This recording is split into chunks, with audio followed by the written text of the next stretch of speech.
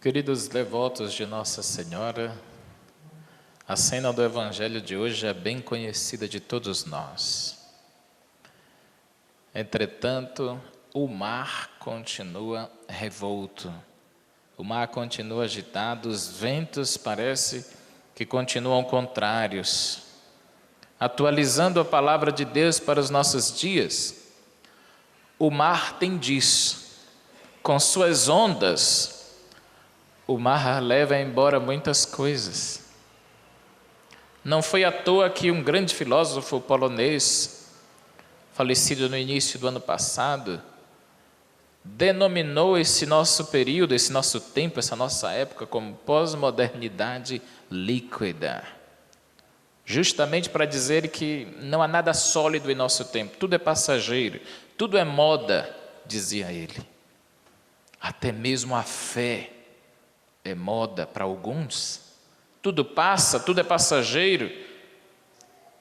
E a moda ou a onda dos tempos últimos, sobretudo aqui no Brasil, é descriminalizar o aborto, aprovar o assassinato de crianças, porque o aborto é, sim, a morte de crianças inocentes.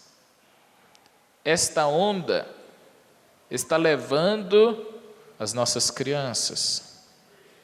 Estas ondas, estas modas, elas levam embora muita coisa. Levam embora ou querem levar os valores familiares, os valores da vida a dois, e querem levar embora até a sua fé, querido devoto. Não permita que isso aconteça, viu? Não permita que isso aconteça. Nenhuma onda pode levar embora a sua fé, nem suas convicções. Se perdemos a fé, perdemos os valores.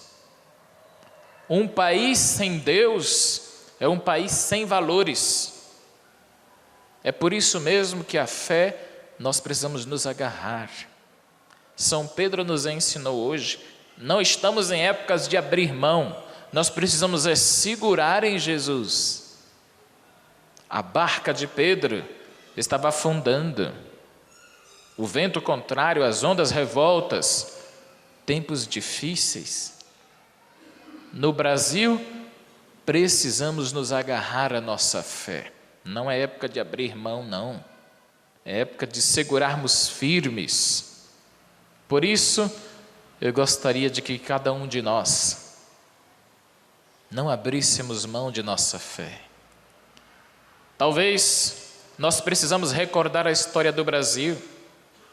Certa vez um grande político brasileiro disse que no Brasil o político corrupto não tem medo de nada, é arrogante, é prepotente, ele não teme nada nem a ninguém, ele só teme uma coisa, de que o povo se organize. Porque se o povo se organizar, acaba a balbúrdia. Por isso, queridos, organização popular e fé. Porque sem fé também a gente não consegue. Nós não somos um país sem Deus. Recordo-me, por ocasião da Jornada Mundial da Juventude, quando esteve aqui em 2013 o Papa Francisco, alguém quis provocar os católicos, estendeu uma faixa na missa de encerramento, quando haviam ali mais de 4 milhões de pessoas. O Estado é laico. Tudo bem. A Constituição brasileira, o Brasil é um Estado laico, não significa que seja um país de ateus. Com todo respeito aos que não acreditam em Deus, tenho amigos que são ateus, mas o Brasil, em sua maioria, é um país de cristãos. O Brasil nasceu católico. O primeiro ato religioso em nosso país foi uma missa. O Brasil, que nasceu católico, não se curva diante da morte e nem assina pena de morte. O Brasil é a favor da vida. Por isso, esta faixa que se estendeu no Rio de Janeiro em 2013 certamente mexeu com os nossos brios, e alguém muito criativo, de um lado estava a frase, o Estado é laico, e a outra frase, alguém teria respondido, o Estado é laico, mas o povo é católico. O povo é católico. Nós não somos uma maioria de católicos à toa em nosso país. Nós não queremos, queridos devotos, que lá fora, no estrangeiro, nós sirvamos de piadas. Nós somos muito mais do que o país do samba. Nós somos muito mais do que o país do futebol, do carnaval. Nós não somos o país do pão e do circo. Acabou. Nós somos o país da fé. E da fé e dos valores, dos quais nós não abrimos mão. Quem pensa que a religião e a fé cristã católica enfraqueceu-se, enganou-se. Padre Zezinho certa vez cantou: o povo escuta mais o jornal e a TV do que o padre no altar. Mexeu com os nossos brios, nos fez pensar, nos fez refletir. Você, querido devoto, não pode fazer isso. O conselho que lhe dou é isso. O que o padre diz no altar, o que a igreja lhe diz, escute com carinho. Escute e atenda.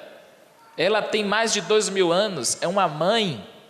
Ela tem o que lhe dizer, ela tem o que lhe orientar. Por isso, respeitem a fé da igreja. Nós somos um país de maioria cristã. Quem subestima o poder e a influência da igreja vai cair do cavalo, porque a igreja sim forma a consciência do povo. Talvez queriam que nós católicos ficássemos calados, cuidássemos somente da sacristia, mas o Papa Francisco tem nos inspirado isso.